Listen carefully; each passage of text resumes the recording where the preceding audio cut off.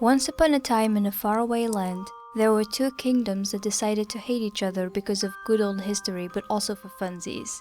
On one hand, Idris. On the other, Halendron. The only way to avoid war is to, not go to war, but the only way to avoid war is to send a princess from Idris to marry the terrifying king of Halendron. Now, follow me into this tale of tragedy and laughter as I butcher everybody's name and make fun of the most serious of situations.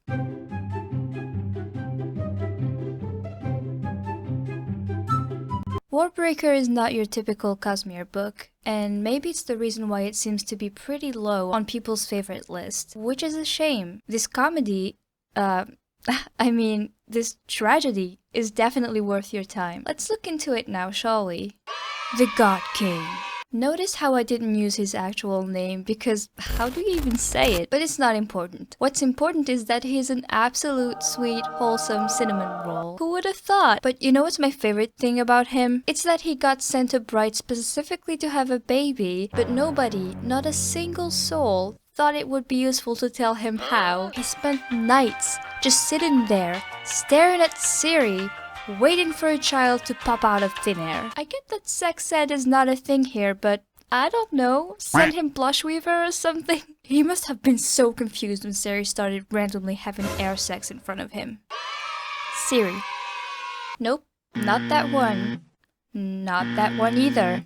I'm talking about the Siri, aka one of the best characters in all of this. She was the lesser sister, the wild and free one that nobody really cared about. And it shows. As soon as it became obvious that Vivi would most definitely die at the hands of the God King, their father sent Siri instead. Father of the Year, #1 trend in the Cosmere. And he only made it worse when he pretended to be upset like, "Oh, my poor daughter." Stop. We know you don't care. And Vivi isn't any better. She pulled the "I need to save my sister" act when in reality she was jealous that Siri was taken hostage instead of her. Which is weird, Vivi. So Siri's taken to the Court of Gods, which sounds like a cool place if only it wasn't so problematic. See the God King over there? Yeah, well, don't talk to him, don't approach him, don't even look at him, vessel. I'm like, wow, what a marriage we got. My favorite part is still this actual quote from the book. Listen to this. "My suggestion would be to avoid kissing him, caressing him, or doing anything else that might offend him. Simply let him do to you what he wishes, and you should be safe."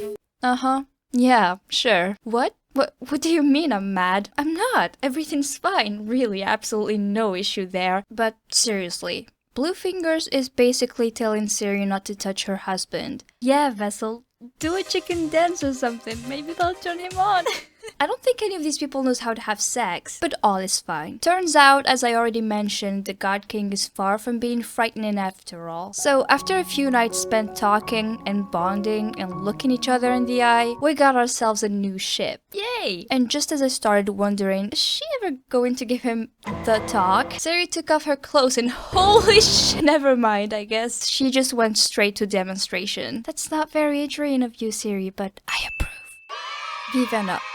If you're part of the Cosmere group on Facebook, you've probably seen me cram posting as I went through my first read of Warbreaker. It was super fun, by the way, thank you. And I said that the one thing I really liked in Vivenna's chapters was her mercenaries and their mercenary humor. Everyone started laughing, and I thought, oh no. I said many other things in that post, so I had no idea why they were laughing, and upon reaching page 418, it finally hit me. I got bamboozled. The funniest part was how Vivenna kept thinking, oh, there's something that Denth isn't telling me. I see something hidden in his eyes. Betrayal, that's what! Anyway, back to Vivenna. I don't like her. She was driven by hate and jealousy and proved to be extremely judgmental towards others and their faith. But I wasn't mad. It's okay, Vivi. You might be pretending to want to save your sister, and you might be the most annoying person around here, but you're going to grow. You're going to learn. And maybe one day I will like you. Guess what didn't happen? Get out of here, princess.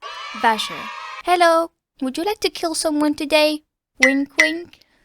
Nightblood is a delight. Vasher, on the other hand, nah, just kidding. He was okay. I'm glad he was there to put some common sense in Vivi's head. Like that time she trusted Denth and messed up real bad and he told her, I underestimated your stupidity. Wow. It made me laugh a lot. But also, I feel personally attacked, Mr. Sanderson. Oh yeah, and Vasher is actually centuries old, had played some role in the grand scheme of things and eventually saved the day with the Stone Soldier army. And that's why he was given the name Warbreaker the Peaceful. Warbreaker.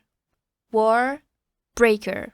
Get it? He broke the war! And that's the title of the book! Oh, Stormfather, protect my head from being blown.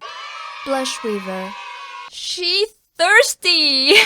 Aside from her constant chasing after Lightsong, who kept turning down her very suggestive offers, but at the same time, not really. Like, just already. I thought she was very interesting. She seemed to know more than what she let on, she had secret plans going on, and then she called serious.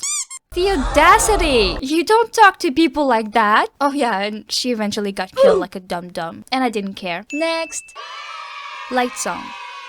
A god that doesn't even believe in his own divinity? Now that's a concept. He was one of my favorite characters, because he doesn't take anything seriously and therefore annoys everybody, just like me. He also likes to nap. And to eat, just like me. He reminded me a little of Wayne in some ways. His chapters were lighthearted, but also had this serious side to them. It was a good balance. And of course, his conversations with Blushweaver are epic. I loved him even more after he remembered his life and what happened right before he returned. The moment he finally accepted his godhood, and his last sacrifice, which was beautiful. Lightsong took the God King's hand and went all like... I'm telling you, my grapes were not okay. The big twist. Who was paying Denth in his team? I blamed the King of Idris for some reason. No proof or logic behind my guess. But yeah, of course the answer was right under my nose the whole time. The grapes. You might be wondering why I'm bringing them up, but let's be real. Lightsong's grapes, they are their own person, their own entity. They've been mentioned so many times that I rolled out of my bed, put some pants on, which is something I haven't done in months, and run to the closest grocery store. For what? To get some grapes, of course. My wallet is now officially empty, but it's totally worth it. One of my favorite things about Warbreaker is that I spent more time laughing at the book than actually reading the book. And I'm still making fun of it, but only because I like it. The amount of information I didn't understand at first left me breathless. But the complexity of the story and the characters made the twists all the more insane. Once again, I'm blown away by Sanderson's ability to play with our minds. The good guys are bad, the bad guys are good. You don't even know what the book is doing or where it's going. It just takes you with it and you get to enjoy the ride. Now, sure, when you compare it to the Stormlight Archive, for instance, it might not be as thrilling. But I found the journey here to be just as enjoyable, right until the tragic, emotional ending that stole another bit of my soul. Okay, I think it's time for me to stop making fun of this. Warbreaker is a great book. I loved it. I guess it's safe to say that this book took my breath away. I'm leaving now. Bye!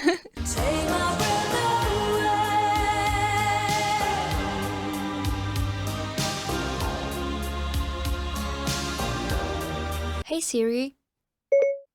Subscribe to Kaya Reads on YouTube. No thanks, a nephew.